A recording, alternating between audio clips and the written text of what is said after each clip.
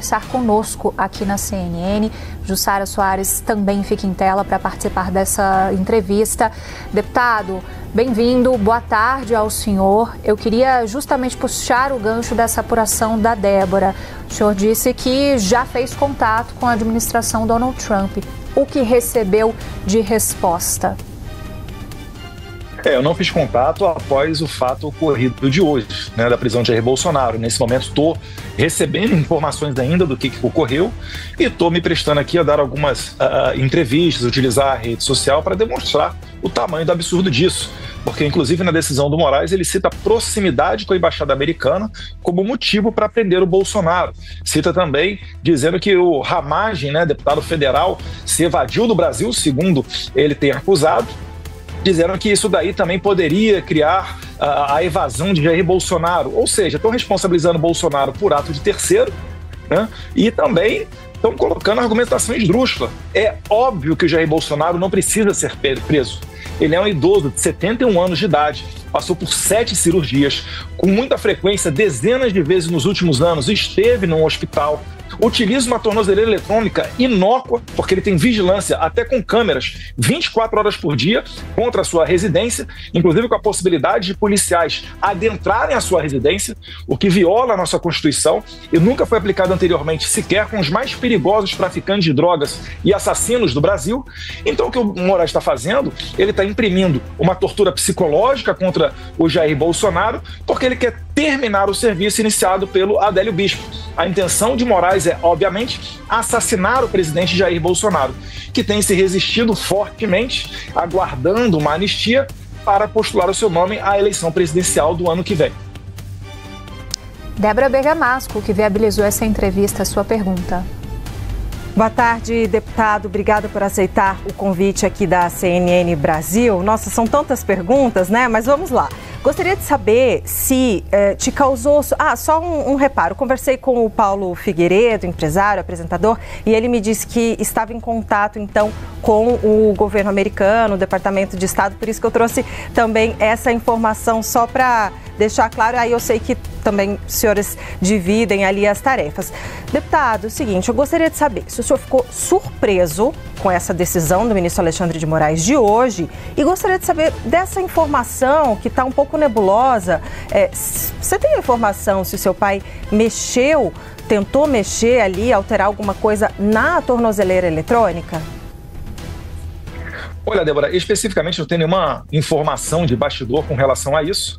É claro que eu sempre fico desconfiado, porque isso daí, o que parece, veio da Polícia Federal, a mesma Polícia Federal que prende o Daniel Silveira à noite, um deputado federal que manda senhorinhas para a cadeia. Então, eu espero ouvir alguma informação mais fidedigna para me posicionar. No entanto, é claro que é totalmente sem utilidade essa tornozeleira no Jair Bolsonaro. Mais uma vez, um senhor de 71 anos de idade, que já passou diversas cirurgias, a saúde totalmente debilitada, numa prisão domiciliar, cercada por capangas do Alexandre de Moraes 24 horas por dia. Qual é a necessidade que tem de se colocar uma tornozeleira num homem desse? Como é que seria imaginar, olha o quanto ridículo seria imaginar uma fuga do Jair Bolsonaro nessas condições. Então eu só consigo entender que essa tornozeleira eletrônica é um instrumento de pressão psicológica, uma tortura imprimida contra o Jair Bolsonaro. É porque ficaria muito descarado condenar o Bolsonaro à morte. Então o Moraes ele sempre tenta utilizar de artifícios para dar ares de legalidade, tal qual ocorreu com o Clesão. Anteontem, foram 2 anos de falecimento do Clesão em situação muito semelhante ao de Jair Bolsonaro. Problemas físicos, atestados de saúde, e o Moraes simplesmente ignorando tudo isso, passando por cima de tudo isso e colocando os presos em condições fora da humanidade. Então esse é o objetivo do Moraes, porque ele acredita que assim fazendo, ele poderá enterrar o movimento político liderado pelo Jair Bolsonaro, ou ele acha que isso daí dará a ele uma condição melhor para tentar negociar uma retirada de lei Magnitsky contra ele e a sua esposa, a advogada Vivi Barça de Moraes. E isso daí demonstra a ignorância do ministro Alexandre de Moraes. Por quê? Porque não é assim que se retira uma lei Magnitsky. Ele está desesperado, porque ele está vendo que a implementação da lei Magnitsky vai piorar para o lado dele, e também porque os Estados Unidos não negociam com terroristas. Jussara Soares também tem uma pergunta, deputado. Deputado, obrigada pela entrevista. Deputado, nesta semana os Estados Unidos retiraram em parte a tarifa de 40% aplicada a alguns produtos brasileiros. O senhor imagina que essa prisão preventiva do ex-presidente Jair Bolsonaro possa causar um revés nas negociações entre o governo Trump e o governo Lula em relação a essa questão comercial? Em relação às tarifas, não, né? Porque não foi uma vitória exclusivamente do Brasil. O mundo inteiro, por exemplo, cito aqui a Colômbia, teve o seu café também retirada todas as tarifas. E ninguém falou que isso foi uma vitória da diplomacia da Venezuela. Até porque o presidente Petro basicamente foi na última reunião das Nações Unidas lá em Nova York fazer campanha contra o Donald Trump. Então, na verdade, o que ocorreu foi um aumento da inflação interna e isso daí pressionou o Trump a retirada das tarifas. Se o Trump nada dissesse, os seus opositores iam puxar esse capital político para o colo deles. Então, no meu entendimento, na minha visão, o Trump preferiu, né, atribuir essa questão a uma vitória dele, que tem trazido presidentes internacionais para a mesa de negociação. Então, eu não vejo qualquer vitória da diplomacia brasileira. Mais uma vez, aquilo que é vendido como vitória do Itamaraty não é vendido como vitória da diplomacia da Colômbia. E a gente pode perceber também que as sanções, todas elas se mantêm, né? Todos os vistos cancelados seguem cancelados, a Lei Magnitsky segue aplicada, e essa daí é que é a questão verdadeiramente política, que está debaixo do guarda-chuva do secretário de Estado, Marco Rubio, não uma questão comercial, como foi essa retirada das tarifas. Então, no âmbito das tarifas, eu acho que a prisão do Bolsonaro não irá influir, mas certamente no jogo político os bastidores já começam a esquentar. Eu recentemente vi aqui um tweet do conselheiro do Trump, o Jason Miller, falando: olha, vocês estão vendo o que está acontecendo no Brasil. Para todos aqueles que achavam que Alexandre de Moraes não iria colocar Bolsonaro numa prisão, né, que isso seria desumano, tá aí a prova para vocês verem. Então, cada vez mais vai se desgastando a imagem do Supremo Tribunal Federal Brasileiro perante a comunidade internacional, e eu acredito, finalizando, que isso dá margem até para outras sanções a outros atores.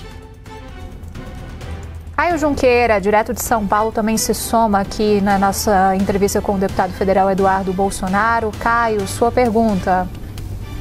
Boa tarde, deputado. Essa prisão do Jair Bolsonaro coloca que perspectiva para o bolsonarismo em 2026? Quem deve ser o candidato do bolsonarismo a presidente da República em 2026? Olha, já é difícil enxergar a democracia no Brasil. O principal líder da oposição, que arrasta milhões de pessoas para a rua, está condenado por um suposto golpe no momento que ele estava nos Estados Unidos, e parece que ele aguardou sair da presidência para tentar dar um golpe de Estado. Bem, furado sem pé nem cabeça, né? Mas isso daí demonstra o desespero do Alexandre de Moraes. Aí as atenções se voltaram para mim. Eu estava falando, né, exigindo do meu partido, principalmente, para que colocasse meu nome dentro das pesquisas realizadas sob encomenda do Paraná Pesquisas. Enfim, não fui ouvido. Outras pesquisas começaram a ventilar o meu nome. E aí veio contra mim uma igual ridícula acusação do crime de coação. Como se eu tivesse à minha mão, à minha disposição, um instrumento ilícito para pressionar os ministros do STF. Bem, a Lei Magnitsky é um instrumento lícito e não está à minha disposição. Então, se minimamente quisessem fazer algum trabalho jurídico em cima disso, deveriam investigar e processar Donald Trump, o secretário de Estado Marco Rubio e o secretário do Tesouro, Scott Bessent, que são quem toma a decisão com relação à Lei Magnitsky. Então, isso tudo daí é uma construção de uma narrativa para tentar me deixar inelegível, tal qual agora está sendo construída outra narrativa. Quando o Moraes trata uma vigília de orações, equipara isso a um ato criminoso, falando de modus operandi de milícia digital e etc., o que ele está fazendo? Ele está tentando atrair a responsabilidade para cima do senador Flávio Bolsonaro para tentar também condená-lo e assim cair na lei da ficha limpa e não poder se candidatar ano que vem. Pergunto a vocês, vocês acham que a comunidade internacional vai reconhecer uma eleição no Brasil nesses moldes? Eu adianto. Não reconheceu a da Nicarágua, onde foram presos 7 concorrentes presidenciáveis do ditador Daniel Ortega. E também não reconheceu a da Venezuela, onde a principal líder opositora, Maria Corina Machado, foi decretada como inelegível pelo TSE venezuelano, controlado pelo Nicolás Maduro. Então o Brasil, infelizmente, segue a passos largos esse caminho desses atores internacionais da América Latina, que não é coincidência nenhuma, fazem parte de um grupo chamado o Foro de São Paulo, intimamente relacionado com as Farc, com o tráfico de droga, e eles sabem que não tem outro caminho, que não retirar todos os opositores de uma eleição para que eles se perpetuem no poder. Deputado, se fala muito também da questão do deputado Alexandre Ramagem, me desculpe, eu queria ouvir o senhor sobre isso, porque se traça até mesmo um paralelo com a situação do senhor. Tem um pedido já da Procuradoria-Geral da República de prisão dele e a PF trata a saída dele do Brasil como uma saída clandestina. O senhor chegou a fazer contato com o deputado Alexandre Ramagem?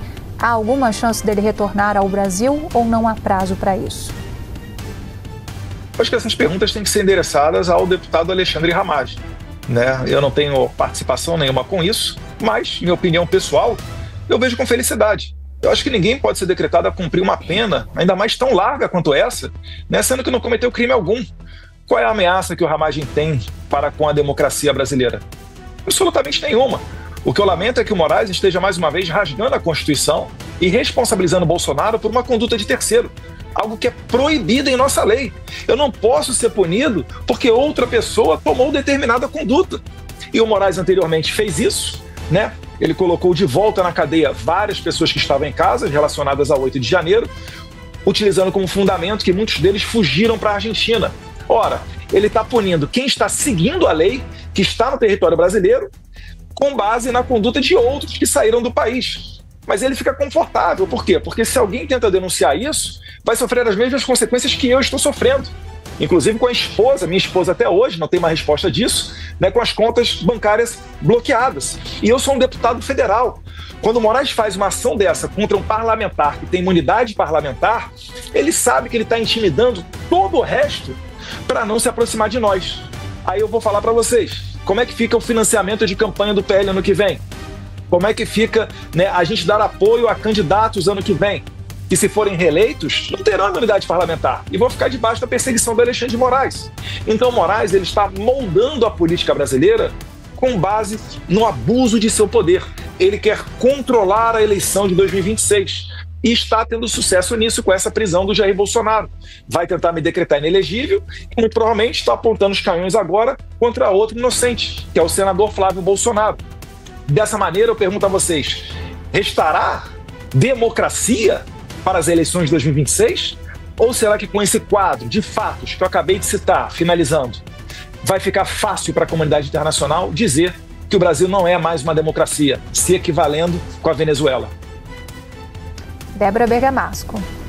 Deputado, pegando desse ponto que o senhor traz, né, segundo a sua avaliação, essa perseguição para tornar o senhor inelegível, seu pai já está inelegível, o senador Flávio Bolsonaro inelegível, que foram nomes que apareceram como possíveis candidatos à presidência pela direita. Duas perguntas. Seguinte, primeiro, o cerco está se fechando, por enquanto, então, né, se esse caminho que o senhor traça, se ele se concretizar, ficamos com o nome de Michele Bolsonaro, Tarcísio de Freitas e alguns governadores aqui que se dizem de direita. Minha pergunta, o senhor apoiaria algum desses nomes? E outra pergunta, que ela é um pouco mais profunda, deputado. Quando, às vezes, a oposição, quando está numa ditadura, ela acaba se evitando, boicotando a eleição, porque sabe que não é uma eleição séria, não é uma eleição transparente, não é uma eleição justa. Na sua avaliação, já que o senhor diz que o ministro Alexandre de Moraes está agindo para interferir na eleição, então, se isso de fato for verdade, não é uma eleição limpa. O senhor defenderia, então, que a direita boicotasse e não participasse da eleição, já que são cartas marcadas? Débora, primeiro, iniciando com todo respeito a resposta à sua primeira pergunta, né? Se for um cenário sem Eduardo, sem Flávio, sem Jair, já não há mais democracia. Para mim, tanto faz quem será, né, o presidente de direita, porque por mais que ele possa até ser, né, visto como alguém de direita, isso significa que ele não vai ter poder para agir livremente. Tudo que ele fizer, ele vai ter que pedir a bênção do STF, que é o que basicamente já ocorre hoje até mesmo dentro do Congresso. Situações ridículas, onde autoridades parlamentares têm que, antes de sequer votar uma lei, perguntar à Suprema Corte se pode ou não votá-la.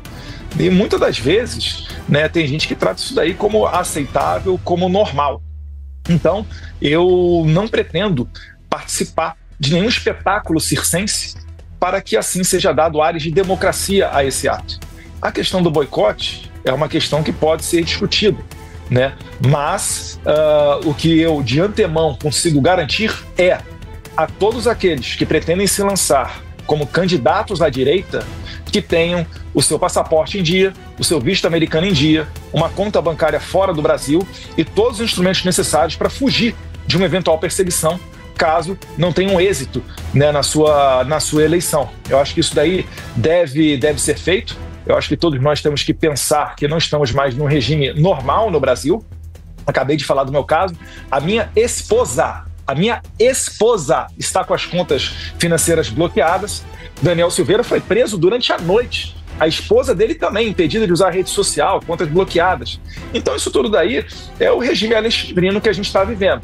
Eu acho que de dentro do Brasil é difícil, né, que nós temos armas para lutar contra isso.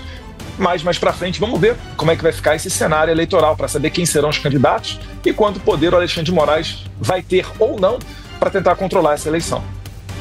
Jussara.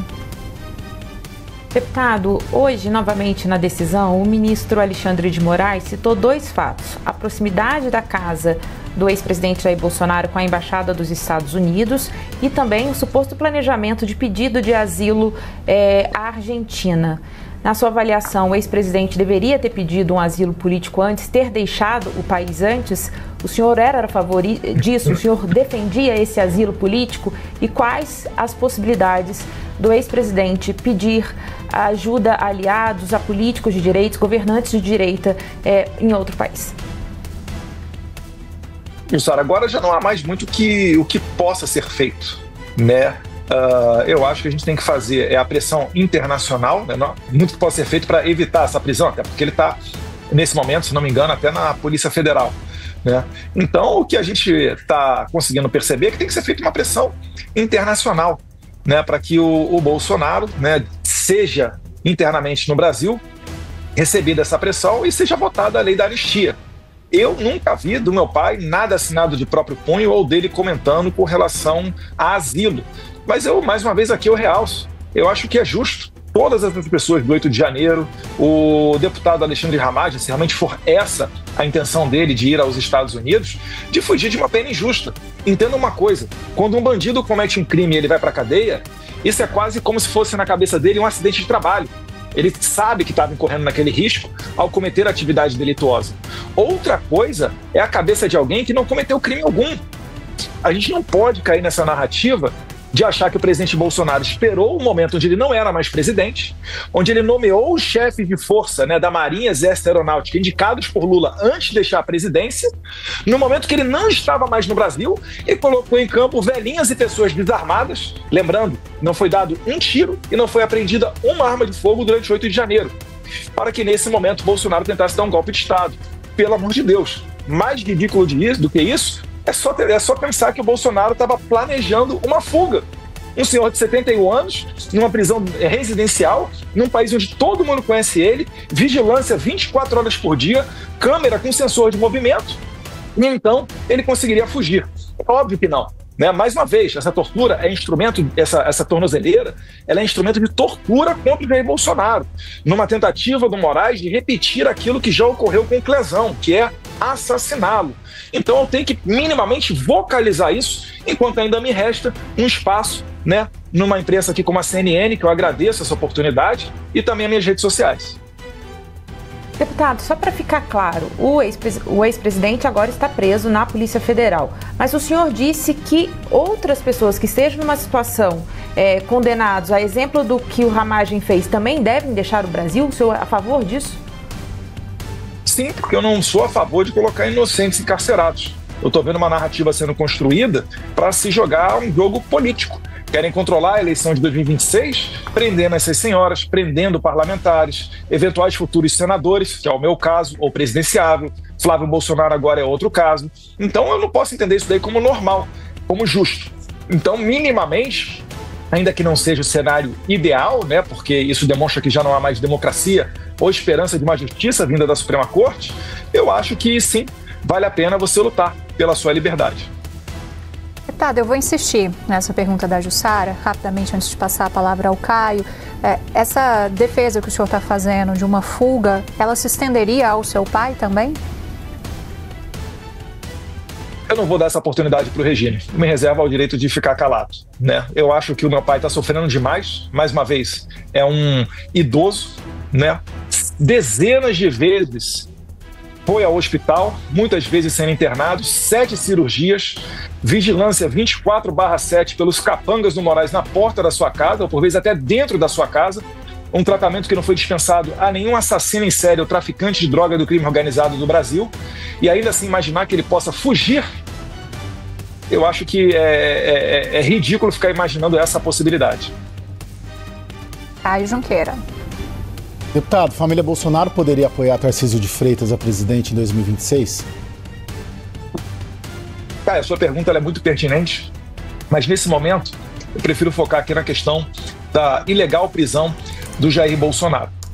Porque se o Bolsonaro tiver que colocar outro nome adiante, isso significa, né, que o Moraes venceu uma batalha e está forte dentro do Brasil ainda. Né? Eu não quero chegar ao cúmulo de permitir que o Moraes molde, né, que o Moraes que passe pela chancela dele quem possam ser os presidenciáveis ano que vem.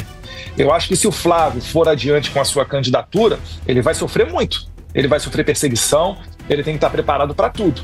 Mas se ele conseguir resistir a isso tudo, ele vai performar muito próximo daquilo que performaria o Jair Bolsonaro. Porque ele carrega o nome, ele tem o mesmo sentimento que o Jair Bolsonaro, desde pequeno escuta dentro de casa os conselhos do então vereador e capitão do Exército Jair Bolsonaro. Então vamos ver quais serão as cenas dos próximos capítulos e ver se realmente o regime vai por esse caminho. Deputado, seguindo ainda com o que vocês estão conjecturando de planos eleitorais para 2026, né? A gente percebe que Tarcísio começa a ser uma opção, inclusive para o senhor, que em outros momentos teve um posicionamento um pouco mais afastado do governador de São Paulo. O que vai ser definitivo para que essa decisão seja tomada? O quanto essa decisão está nas mãos do próprio ex-presidente Jair Bolsonaro? Eu não estou ensaiando uma reaproximação com o Tarcísio, não. Eu só não estou querendo aqui repetir os argumentos que eu já utilizei para desviar o foco daquilo que é o principal, que é a prisão do presidente Jair Bolsonaro. Né? A minha opinião sobre o Tarcísio de Freitas segue sendo exatamente a mesma. Eu não quero que ninguém nutra a esperança de achar que eu vou acabar com as minhas críticas ou mudar de lado por conta dessa pressão de colocar o meu pai como um sequestrado, como um refém, dentro de um cárcere privado sem qualquer necessidade e que apenas objetiva em assassiná-lo. Eu acho que todos nós temos que ter em mente a psicopatia do Alexandre de Moraes. Não há necessidade nenhuma de prender o presidente Jair Bolsonaro. Fica óbvio qual é a intenção de Moraes em fazê-lo. Né? É por isso que eu acho que a eleição do ano que vem é um tema até secundário nesse momento. Por agora, o meu foco é falar de Jair Bolsonaro e não dividir o holofote com a questão presidencial de 2026. Débora. Deputado, o que causa mais preocupação em relação à prisão de Jair Bolsonaro, né? O regime domiciliar, a papuda, hoje ele está na superintendência da Polícia Federal, quer dizer, qual que é o pior dos cenários? Olha, todas essas opções elas são injustas, né? Mas dentro das possibilidades hoje em dia, eu acho que o ideal seria uma prisão domiciliar, em que pese isso daí se tortura demais uma pessoa que é inocente, que não roubou o povo brasileiro, talvez tivesse roubado, não estivesse nessa situação, né? Teria muito a pagar a advogados com bom trânsito dentro da Suprema Corte, mas acho que dessas opções daí, obviamente, a prisão domiciliar é a que menos impactaria, eu acho, né? Seria a menos injusta de todas elas, mas deixando claro aqui que não veria justiça nisso daí. Mais uma vez. Mas e a pior? A pior?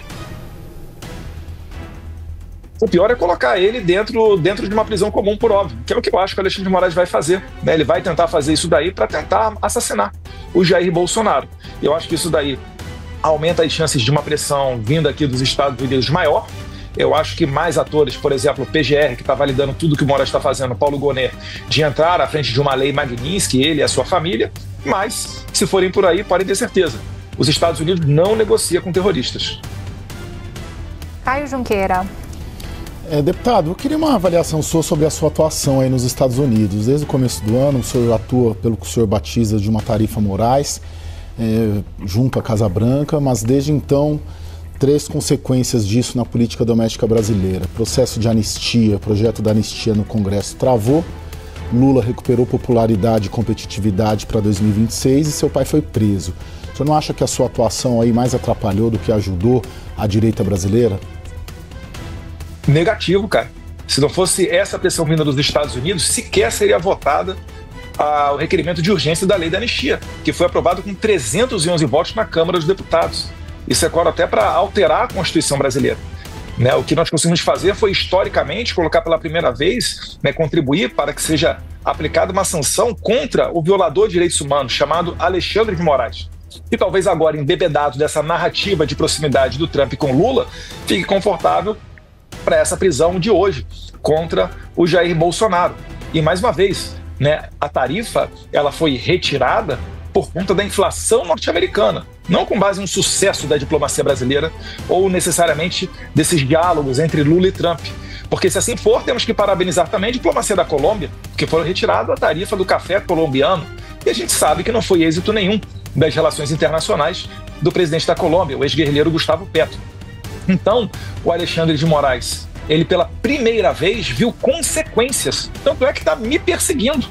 Se a minha atitude realmente fosse benéfica ao Moraes ou ao governo Lula, eles estariam deixando a gente à vontade aqui fora. E não é isso que acontece. Se ele está tendo que se expor para me condenar por um fantasioso crime de coação, é porque ele sabe que eu tenho uma candidatura presidencial competitiva.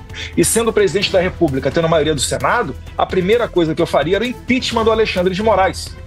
E ele sabe muito bem disso.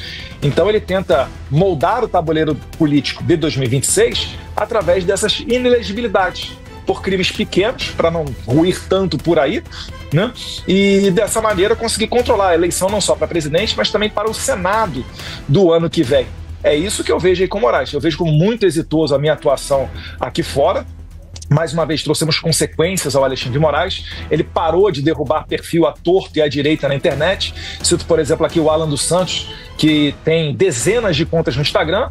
A conta dele não foi mais derrubada.